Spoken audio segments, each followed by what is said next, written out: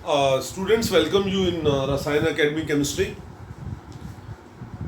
आज का जो हमारा ये लेक्चर है वो सीबीएसई सीरीज का के जो क्लासरूम लेक्चर्स हैं उनका उसी सीरीज में केमिकल बॉन्डिंग क्लास 11 का एक बड़ा इंपॉर्टेंट आर्टिकल है। Chemical bonding you know that chemistry में बॉन्ड्स ही तो बनते हैं, बॉन्ड्स बनते हैं, बॉन्ड टूटते हैं, ये सब कुछ है। तो अगर हमें बेसिक आइडिया हो जाए कि केमिकल बॉन्डिंग क्या है तो बस फिर मज़ा ही आ जाएगा, है ना। तो हम स्टार्ट करते हैं केमिकल बॉन्डिंग को। मैं इस लेक्चर में आपको बड़ा बेसिक फंडामेंटल क्लासरूम टीचिंग की तरह आपको कंसेप्ट्स देने की कोशिश करूंगा, और उसके बाद we shall be then finally discussing about something in details for objectives also, लेकिन उसके लिए अलग से लेक्चर्स होंगे। इसलिए आप चैनल को पहले से सब्सक्राइब कर लें, ये सो दैट कि आपको सभी लेक्चर्स की इंटीमेशन इमीडिएटली मिलती रहे। चलो स्टार्ट करते हैं। आपको एक चीज़ का पता है कि दो मेन बातें होती हैं। एक बात होती है, हम ये बोलते हैं एलिमेंट, और एक क्या हम बोलते हैं कंपाउंड। केमिस्ट्री में ये दो बड़े कॉमन वर्ड्स हैं, एक होता है एलिमेंट और एक क्या होता है कंपाउंड। एलिमेंट हम ये कहते हैं कि element it is that species which consist of only one type of atoms, and जो compounds हैं they consist of two or more than two atoms, दो या दो से ज्यादा एटम्स आपसे जो कंबाइंड उससे वो मिलके बना हुआ होता है। तो जो एलिमेंट है उसमें atom may be they are remaining in the uncombined state. जैसे अगर मैं कहूँ helium, neon, argon, krypton, xenon, radon, है ना, आयरन, इस टाइप के बहुत सारे ऐसे एलिमेंट्स हैं जो आगे मतलब मोनो एटॉमिक फॉर्म में एग्जिस्ट करते हैं। लेकिन कुछ ऐसे भी हैं कि जो डाई एटॉमिक फॉर्म में एग्जिस्ट करते हैं, H2, Cl2, Br2, I2। इसका मतलब ये हुआ कि हम बेसिकली इस बात को ध्यान में रखें कि कुछ एटम्स ऐसे होते हैं, कुछ एटम्स एटम्स की टेंडेंसी होती है कि वो कंबाइन कर सके। डाल्टन ने भी हमें बताया था कि जो एटम्स हैं उनमें कैपेसिटी है कि वो आपस में कंबाइन करें, है ना। तो कंबाइन करेंगे तो क्या बनाएंगे, या तो वो मॉलिक्यूलर स्टेट्स में आप आ जाएंगे, है ना, एलिमेंट्स, और या उससे क्या बना देंगे, मॉलिक्यूल बना देंगे, कंपाउंड बना देंगे। वो जो कॉम्बिनेशन है सेम एटम्स के बीच में भी हो सकता है और डिफरेंट एटम्स के बीच में हो सकता है। कहने का मतलब ये अभी एक मॉलिक्यूल जो है वो एटम आपस में कंबाइन करके, कहने का मतलब ये हुआ वो मॉलिक्यूल बनाते हैं, है ना। तो ये मॉलिक्यूल जो है उसके बीच में जो डिफरेंट एटम्स हैं, है ना, इनमें आपस में कोई फोर्स ऑफ अट्रैक्शन तो होगी जिसके कारण से वो आपस में जुड़े हुए हैं, है ना। तो वो जो फोर्स ऑफ अट्रैक्शन होती है उसे हम केमिकल बॉन्ड का नाम देते हैं। तो in very simple manner that if I ask you that what is a chemical bond, तो केमिकल बॉन्ड क्या है, तो मैं इसको एक बड़े सिंपल से वे में ऐसे एक्सप्लेन करता हूँ भाई chemical bond is nothing else but it is, you can say, force of attraction. It is force of attraction which is responsible for किसके लिए, holding various atoms together in a molecule। But एक simple सी definition बताइए, कोई ज्यादा इसमें मुश्किल वाली बात ही नहीं है भाई। एटम जब आपसे कंबाइन करें तो उससे जो मॉलिक्यूल बनता है ना, उस मॉलिक्यूल में जो एटम्स को फोर्स ऑफ अट्रैक्शन होल्ड करके रखे हुए उसे हम केमिकल बॉन्ड का नाम दे देते हैं। यहाँ पर कुछ क्वेश्चंस आते हैं, कुछ बेसिक फंडामेंटल क्वेश्चंस आते हैं, और वो बेसिक फंडामेंटल क्वेश्चंस हमारे पास ये हैं कि सबसे पहला ये है कि व्हाई डू एटम्स कंबाइन। भाई सबसे पहला क्वेश्चन ये आता है भाई व्हाई डू एटम्स कंबाइन, जो एटम्स हैं वो आपस में कंबाइन क्यों करते हैं। दूसरी बात, why they combine in specific manner, why they combine in specific manner, भाई एक पर्टिकुलर तरह से कंबाइन क्यों करते हैं। जैसे H2 बनाता है, H3 नहीं बनाता, He2 नहीं बनता, O3 भी बन जाता है, O2 भी बन जाता है, मतलब उनका एक स्पेसिफिसिटी है, वो वैसे क्यों कंबाइन करते हैं। नेक्स्ट, उससे जो मॉलिक्यूल बनते हैं उनकी शेप क्या है, शेप ऑफ मॉलिक्यूल्स क्या है ना, लाइक दैट। ऐसे what is nature of attractive forces, nature of attractive forces between the combining atoms, attractive forces between the combining atoms. तो ये सारी बातें हैं जो हमें बेसिकली आंसर देना है, जो बेसिकली हमें सीखना है, समझना है इस चैप्टर में। तो इस चैप्टर में हम इन सभी क्वेश्चंस के ही आंसर देंगे कि जो डिफरेंट एटम से कंबाइन क्यों करते हैं, पहली बात क्यों एटम कंबाइन करते हैं, क्यों वो स्पेसिफिक मैनर में कंबाइन करते हैं, उससे जो मॉलिक्यूल बनते हैं उनकी शेप क्या होती है, और उन शेप के में उन मॉलिक्यूल के बीच में जो एटम्स है उसमें अट्रैक्टिव फोर्स जो है उसकी नेचर क्या है, लाइक दैट। ऐसे कुछ सवालों के जवाब हम इस चैप्टर में ढूंढते हैं। तो लेट अस डू इट, इसको चलो हम शुरू करते हैं। और वो इस तरीके से, नो प्लीज, मैं बात करता हूं कि देयर आर टू साइंटिस्ट दो हैं बेटे, उनका नाम है, एक का नाम है लुईस और एक का नाम था कॉसल। कॉसल ने बेसिकली आयनिक कंपाउंड्स के ऊपर काम किया एंड लुईस ने बेसिकली कोवलेंट कंपाउंड्स के ऊपर काम किया। काफी डिटेल में उन्होंने ये बात की, डिटेल में उन्होंने ये स्टडीज की। तो इन्होंने एक सिंप्लीफाइड सिंबल्स दिए जिन्हें हम नाम देते हैं, पहली बात तो लुईस सिंबल्स। इस चैप्टर को समझने से पहले हमें इन लुईस सिंबल्स के बारे में पता होना चाहिए। तो लुईस ने क्या बोला कि जो कोई भी एटम है उसके जो वैलेंस इलेक्ट्रॉन्स हैं, एटम है आयन भी है इवन, उसके जो वैलेंस इलेक्ट्रॉन है उसको हम डॉट से या क्रॉस से शो कर सकते हैं। तो किसी भी एटम में जो उसके इलेक्ट्रॉन्स हैं, वैलेंस इलेक्ट्रॉन हैं, उन्हें हम डॉट से या क्रॉस से शो करते हैं। एग्जांपल ले लेता हूं, लिथियम है, बेरिलियम है, बोरोन है, कार्बन है, नाइट्रोजन है, ऑक्सीजन है, फ्लोरीन है, नियॉन है। अगर मैं कहूं कि इसके आउटरमोस्ट इलेक्ट्रॉन जो है वो कितने हैं, 1, तो ये इसका सिंबल हो गया लुईस सिंबल। बेरिलियम ये 2, बोरोन ये 3, कार्बन ये 4। अब ये कोई जरूरी नहीं है, ये कोई जरूरी नहीं है कि आप इसको डॉट से शो करो या क्रॉस से शो करो, डॉट से भी कर सकते हो। जैसे 5, 1 2 3 4 5, 1 2 3 4 5 6, 1 2 3 4 5 6 7 8 7 सॉरी, और इसमें 1 2 3 4 5 6 7 8। तो ये आपके पास क्या हो गया, लुईस सिंबल्स। रिमेंबर, जब लुईस सिंबल हम किसी कैटायन का दिखाते तो उसमें इलेक्ट्रॉन नहीं दिखाते। मींस जैसे सपोज सोडियम आयन बना तो उसका सिंबल यही है, लुईस सिंबल, ये अपने आप में उसका लुईस सिंबल है। लेकिन जो क्लोरीन है, आपको पता क्लोरीन होता है 287 है ना, ये एक इलेक्ट्रॉन इसने जब लेता है तो क्या बनाता है, Cl-। तो वो Cl- में ये आपको दिखाने होते हैं कि इसके आउटरमोस्ट शेल में 8 इलेक्ट्रॉन्स हैं, कंप्लीट ऑक्टेट है।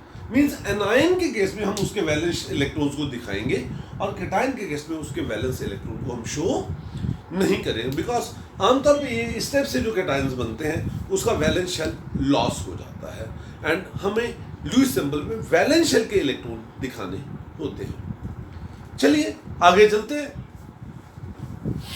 वो ये है कि इन्होंने, लुईस और कॉसेल ने ये कहा, उन्होंने कहा कि जो एटम्स हैं दे कंबाइन, एटम जो है वो आपस में क्यों कंबाइन करते हैं, कहते हैं atoms combine in order to complete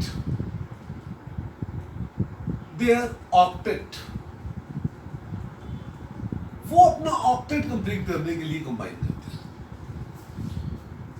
atoms combine in order to complete their octet means they want to have the complete outermost electronic configuration with 8 electrons, octet complete होना चाहिए, which is the most stable electronic configuration. और वो कहता है ऐसा करने के लिए they sometime lose electron, sometime gain electron, sometime they share electrons, तो उससे बॉन्ड्स बनते हैं। तो अब ये है कि दो जो एटम्स हैं उनको जो कंबाइन कर रहे हैं उनकी नेचर के ऊपर, उनकी नेचर क्या है, उनकी प्रॉपर्टीज में क्या कुछ सिमिलरिटीज हैं, क्या डिफरेंसेस हैं, उसके बेसिस के ऊपर हम ये कहते हैं कि ये जो बॉन्ड्स हैं ये डिफरेंट टाइप के होते हैं। और वो डिफरेंट टाइप के बॉन्ड्स कौन कौन से हैं, let me discuss them one by one. मैं सबसे पहला बॉन्ड आपके साथ डिस्कस कर रहा हूं और वो बॉन्ड है कौन सा, इलेक्ट्रोवेलेंट बॉन्ड या इसे एक नाम देते हैं, what is that, ionic bond. Electrovalent bond, और इसे क्या नाम दे दिया, आयनिक बॉन्ड। अब इलेक्ट्रोवैलेंट बॉन्ड या आयनिक बॉन्ड के इसको समझने के लिए let me take an example. से मैंने एग्जांपल लिया सोडियम, और साथ में क्या ले लिए, क्लोरीन। सोडियम है और साथ में क्लोरीन है। सोडियम के आउटरमोस्ट शेल में एक इलेक्ट्रॉन है, तो इट इज 281। क्लोरीन के आउटरमोस्ट शेल में 7 इलेक्ट्रॉन्स हैं, तो ये हो गए आपके पास 287।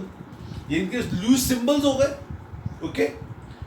तो now what happens in order to complete its octet, ये सोडियम अपना ऑक्टेट कंप्लीट करने के लिए what does it will do, it will lose an electron. ये एक इलेक्ट्रॉन लूज करेगा, और जैसे ही अपना एक इलेक्ट्रॉन लूज करेगा तो ये क्या बनाएगा, Na प्लस बनाएगा। It will form Na plus, sodium ion बना देगा, बिकॉज इसमें अब इसका ऑक्टेट कंप्लीट है 28। ये एक इलेक्ट्रॉन जो इसने लूज किया, ये बेसिकली इसने गेन कर लिया, एंड इलेक्ट्रॉन आ गया यहां पर। एक बड़ी बेसिक फंडामेंटल सी बात है, शुरू में केमिकल बॉन्ड का ये बड़ा सिंपल से, पहले 2-3 लेक्चर बड़े सिंपल से लेक्चर्स है। व्हाट इज दैट, ये जो Cl है इसमें 1 2 3 4 5 6 7 इलेक्ट्रॉन तो इसके अपने थे। अब ये 8वां जो इलेक्ट्रॉन है वो किसका आ गया, सोडियम वाला आ गया। उसको मैंने डॉट से दिखा दिया। जरूरी नहीं कि मैं उसको डॉट से दिखाऊं, अलग से कलर से दिखाऊं, ऐसा कुछ नहीं है, बिकॉज इलेक्ट्रॉन तो यूनिवर्सल कॉन्स्टिट्यूएंट है, वो कहीं से भी आए एक जैसा ही होता है। ये तो सिर्फ आपको समझाने के लिए लिखा भाई ये इलेक्ट्रॉन इधर से आया है। तो ये क्या बना, Na प्लस, और ये क्या बन गया, Cl माइनस। 2 आयन बने, एक पॉजिटिवली चार्ज आयन और एक नेगेटिवली चार्ज आयन। पॉजिटिव और नेगेटिव चार्जेस में आपस में फोर्स ऑफ अट्रैक्शन होती हैं, और उन फोर्स ऑफ अट्रैक्शन को इन जनरल कूलम्बिक फोर्सेस या इलेक्ट्रोस्टैटिक फोर्सेस बोलते हैं। तो मैं यहां पर ये कहूंगा कि दैट इन 2 आयंस के बीच में एक फोर्स ऑफ अट्रैक्शन डेवलप होगी, और फोर्स ऑफ अट्रैक्शन ही तो केमिकल बॉन्ड होता है। तो यहां पर वो फोर्स ऑफ अट्रैक्शन कौन सी है, कैसी है, उसको समझाता हूं। मैं कहता हूं it is basically electrostatic force of attraction between, किसमें, 2 oppositively charged ions, oppositively charged ions। भाई इलेक्ट्रोस्टैटिक फोर्स ऑफ अट्रैक्शन है बिटवीन 2 पॉजिटिवली चार्ज आयन, एक पॉजिटिव चार्ज और एक नेगेटिवली चार्ज, जरूरी नहीं एक से ज्यादा भी हो सकते हैं। बिटवीन अपोजिटिवली चार्ज आयंस, ये बेटर वर्ड है, between oppositely charge ions, electrostatic force of attraction between oppositely charge ions which are found, जो कैसे बने, which are found by complete transference of electrons, by complete transfer of electrons from electropositive atom to electronegative atom, electropositive atom to electronegative atom। जो electropositive atom से electronegative atom की तरफ electron का जो complete transference हुआ, उससे जो उनमें अपोजिट चार्जेस आए, उन चार्जेस के बीच में जो फोर्स ऑफ अट्रैक्शन है, उस फोर्स ऑफ अट्रैक्शन को हमने आयनिक बॉन्ड या इलेक्ट्रोवैलेंट बॉन्ड का नाम दे दिया। यहां पर आपको एक चीज का पता होना चाहिए, क्या, number of electrons transferred during the formation of ionic bond by an atom is its electrovalency। जैसे अगर मैं कहूं sodium is mono electrovalent with positive charge, positively charge, and chlorine जो है वो भी मोनो, उसकी भी इलेक्ट्रोवैलेंसी 1 है, but that is -1 and this is +1। इस टाइप की जो स्ट्रक्चर्स होती हैं, सुनो, उन्हें बोलते हैं इलेक्ट्रॉन डॉट रिप्रेजेंटेशंस। तो आमतौर पे इसमें जो क्वेश्चन आते हैं वो क्वेश्चन एक दो कर लेते हैं, फिर इससे थोड़ा आगे चलेंगे। एंड वो ये है कि दैट इज, अगर मैं कहूं show electron dot formula to explain formation of ionic bond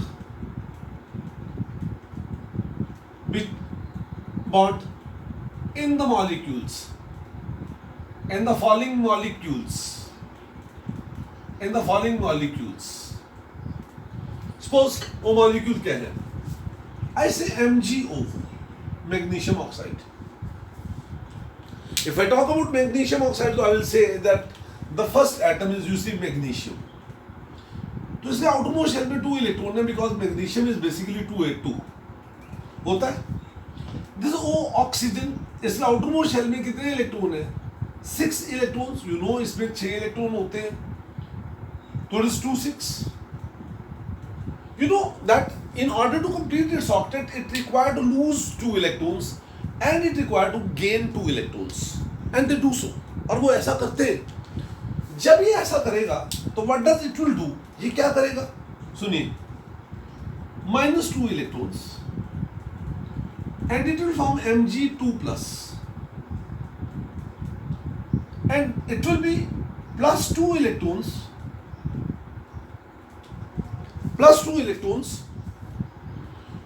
and it is going to form क्या, O1 2 3 4 5 6 7 8,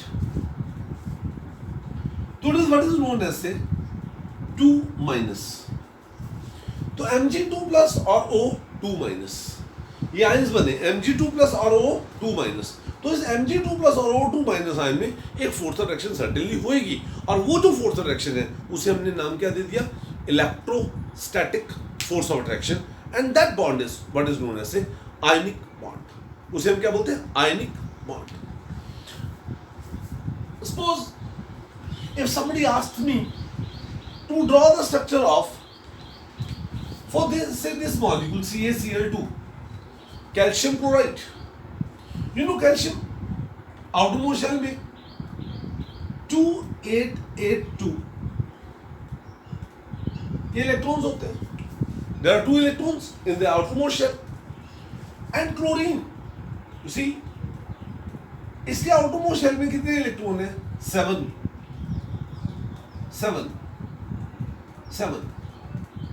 तो basically what you know that, आपको ये पता है कि chlorine require 1 electron and calcium has to lose 2 electron, तो 1 calcium ion will complete the octet of 2 chlorine by giving 1 electron to each, है ना। तो अब क्या करेगा, ये 1 इलेक्ट्रॉन इसने इसको दे दिया, 1 इधर दे दिया, तो क्या बनाया इसने, क्या किया, -2 इलेक्ट्रॉन इससे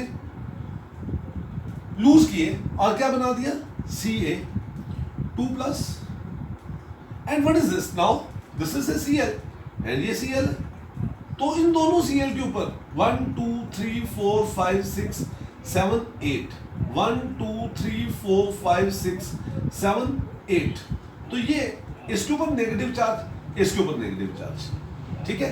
तो दिस इज कैल्शियम आयन और मैग्नीशियम आयन क्लोराइड आयन में आपस में एक अट्रैक्टिव फोर्स डेवलप हो गई, CaCl2, कैल्शियम क्लोराइड मॉलिक्यूल बन गया। से एक और एग्जांपल आपके साथ डिस्कस करते हैं, Na2O, sodium oxide. Now in the sodium oxide the things are different. वो चीजें कैसे हैं, देखिए, it is a sodium is, you know, 281, this is another sodium, say 281, having 1 electron in their valence shell. This is O oxygen 2 6, 6 electron outermost shell में, 1 2 3 4 5 6, 6 electron. तो what is that now, ये एक electron यहां से इधर गया, ये एक इलेक्ट्रॉन यहां से, तो इससे क्या हुआ, व्हाट हैपेंड, क्या हुआ, इससे ऐसे हुआ कि दिस इज व्हाट, Na ऊपर चार्ज प्लस, इसके ऊपर Na ऊपर चार्ज क्या प्लस, एंड O उसके ऊपर चार्ज सी 2 माइनस Na2। तो इस तरीके से आमतौर पे क्वेश्चंस आते हैं सीबीएसई में, that show electron dot formula for you see sodium oxide, magnesium oxide, calcium chloride, magnesium chloride, ऐसे you can write a number of examples and you can practice them, उनको आप प्रैक्टिस कर सकते हैं। But here in this lecture I would like to discuss with you something else, and something else in details, और वो ये है कि that what are various factors, कौन कौन से ऐसे फैक्टर्स हैं which affect the formation of ionic bond. कौन कौन से ऐसे फैक्टर्स हैं जो आयनिक बॉन्ड की फॉर्मेशन को अफेक्ट करते हैं। तो उसमें जो सबसे पहला फैक्टर की बात करता हूं वो फैक्टर है कौन सी, आयोनाइजेशन एंथैल्पी। क्या होता है ionisation enthalpy. What do you mean by ionisation enthalpy. आपको पता है कि एटम जो होते हैं अपना ऑक्टेट को कंप्लीट करने के लिए दे मे लूज और मे गेन द इलेक्ट्रॉन। तो जो एक एटम इलेक्ट्रॉन को लूज करेगा तो उसको एनर्जी की जरूरत होती है। अगर वो एनर्जी को हम हीट की फॉर्म में मेजर करें तो उसे हम एंथैल्पी का नाम देते हैं। मैंने आपको पीरियोडिक टेबल वाले चैप्टर में भी करवाया था। तो now you see amount of energy which is required in order to lose the outermost electron by an isolated gaseous atom to form isolated gaseous cation। अब मीन्स कहने का मतलब ये हुआ कि एक एटम A है, उसको हमने IE मतलब आयोनाइजेशन एंथैल्पी दी, तो उसने क्या बना दिया Na प्लस बना दिया। तो you know that ionic bond जब बनता है, आयोनिक बॉन्ड जब बनता है तो उसमें क्या होता है कि वन ऑफ द एटम, एक जो एटम है, हैज टू लूज इलेक्ट्रॉन, और वो जल्दी इलेक्ट्रॉन तभी लूज कर पाएगा अगर उसकी आयोनाइजेशन एंथैल्पी की वैल्यू क्या है, लो है। तो अगर इसका मतलब ये हुआ कि दैट लो वैल्यू या लोअर वैल्यू ऑफ क्या आयोनाइजेशन एंथैल्पी ऑफ किसकी, electro positive atom, lower value of ionization enthalpy of electropositive atom favor the electron loss and hence facilitate the formation of ionic bond। तो इसका मतलब ये वाला जो factor है कि ionisation energy that should be low, ionisation energy क्या होनी चाहिए, कम होनी चाहिए। I am coming to another factor, और वो फैक्टर क्या है आपके पास, that factor is be is EGE। इसका फुल फॉर्म होता है electron gain enthalpy, electron gain enthalpy. You know एक एटम है X, उसने इलेक्ट्रॉन लिया, जैसे उसने इलेक्ट्रॉन लिया तो क्या बनाया, एनायन बना दिया। यहां पर मैं वैसे इसकी जो इलेक्ट्रॉन गेन एंथैल्पी है इसकी डेफिनेशन ऐसे बोलता हूं, it may be defined the amount of energy change, क्योंकि ये लूज भी हो सकती है और गेन भी हो सकती है। It may be defined the amount of energy change taking place when one electron is added to isolated gaseous atom to form isolated gaseous anion, cation नहीं एनायन। क्लियर हुई बात, तो उससे एनायन बने। अब एक चीज याद रखना कि अगर एक सिस्टम में एनर्जी लूज होती है तो उसकी वैल्यू नेगेटिव होती है, डेल्टा H की वैल्यू नेगेटिव होती है। ज्यादा लूज हो तो ज्यादा नेगेटिव होगी। तो आप ये देखो बेटे कि अगर कोई एक एटम ज्यादा इलेक्ट्रॉन ले, ज्यादा लेने की इच्छा रखता हो या ज्यादा इजिली इलेक्ट्रॉन ले पाए तो वो ज्यादा एनर्जी रिलीज करता है।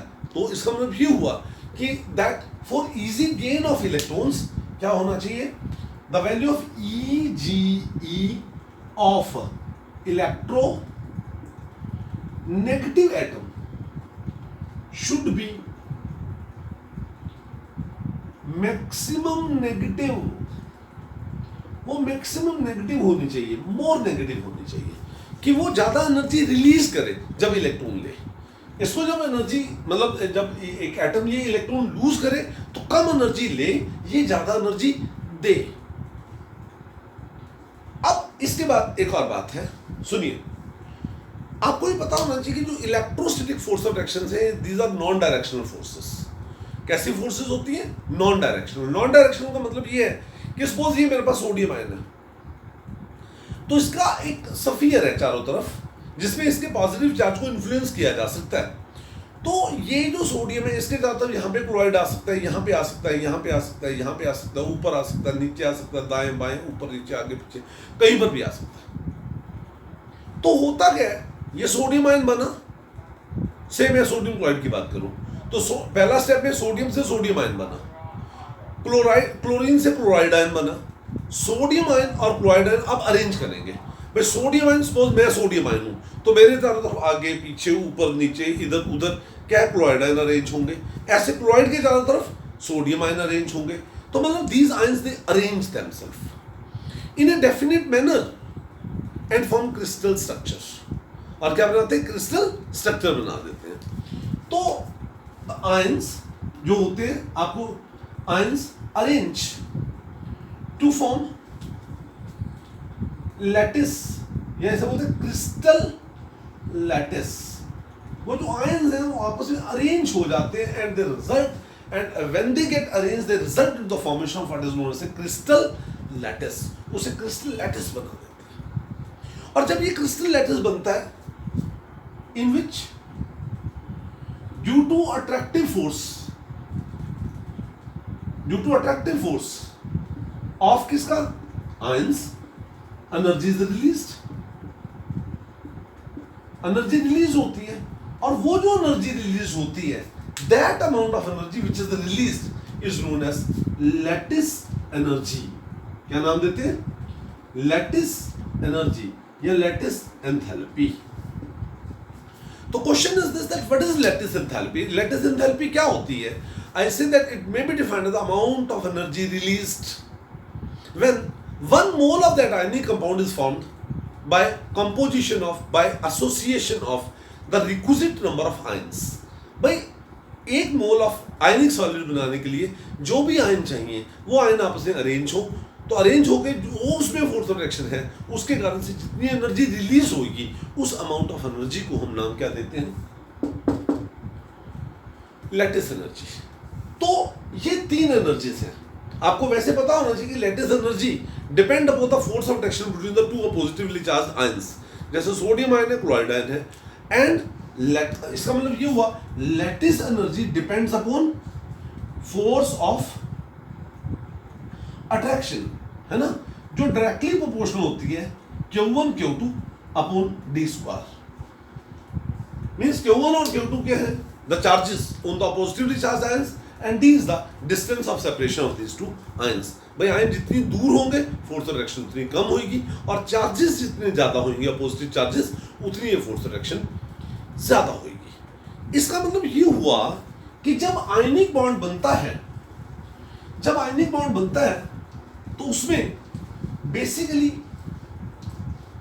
जब आयनिक बॉन्ड बनता है तो उसमें बेसिकली 3 टाइप की एनर्जी चेंजेस हैं, और वो 3 टाइप की एनर्जी चेंजेस कौन कौन सी हैं? One is ionisation enthalpy, other is electron gain enthalpy, and other is lattice enthalpy. इसमें 2 पॉसिबिलिटीज हैं, और वो 2 पॉसिबिलिटीज कौन कौन सी हैं?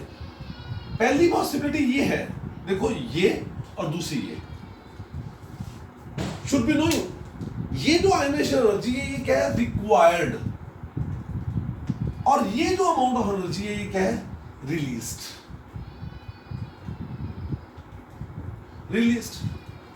तो यू शुड बी नोइंग, आपको इस चीज का पता होना चाहिए भी अगर एक बॉन्ड बनता है तो उसे एनर्जी रिलीज होती है। जब एक बॉन्ड बनता है तो एनर्जी रिलीज होती है ना। तो अगर ये वाला फैक्टर हो, ये वाला फैक्टर हो, तो उसमें क्या आएगा? Net energies, there is net amount of energy absorbed. इसका मतलब नो आयनिक बॉन्ड फॉर्मेशन, उसमें आयनिक बॉन्ड फॉर्मेशन नहीं होगी, एंड अगर ये वाला केस हो तो then there is net energy released. तो इसका मतलब ये हुआ कि this is the condition which is favourable for the ionic bond formation. Means अगर एक सिस्टम में ये कंडीशन आती है तो उसमें आयनिक बॉन्ड बनेगा, अगर नहीं तो कोई बात नहीं, फिर आयनिक बॉन्ड नहीं बनेगा, किसी और तरीके का बॉन्ड बनेगा। उसको हम नेक्स्ट लेक्चर्स में डिस्कस भी करेंगे। अभी चलो नाम ले लेते हैं, कोवेलेंट बॉन्ड बन जाएगा, कोऑर्डिनेट बॉन्ड बन जाएगा, इस टाइप से वो बॉन्ड्स बन सकते हैं। आपके साथ 5-6 मिनट की और डिस्कशन है, सिंपल सी, इसी लेक्चर के लिए। और वो ये कि आयनिक कंपाउंड बन गया है ना, तो हम यहां पर बात करते हैं क्या, what are various properties of ionic compounds.